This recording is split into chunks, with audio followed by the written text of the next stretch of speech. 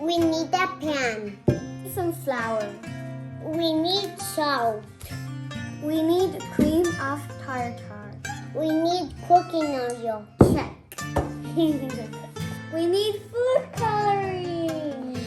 Check. And last but not least, we need water. First, we put 1.5 cups of flour. 3/4 of cups of salt.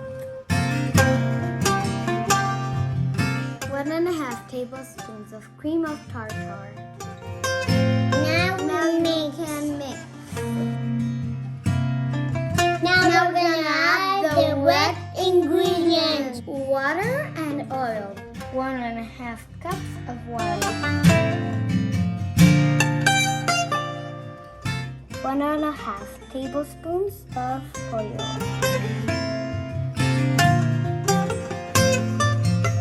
We stir for 2 minutes.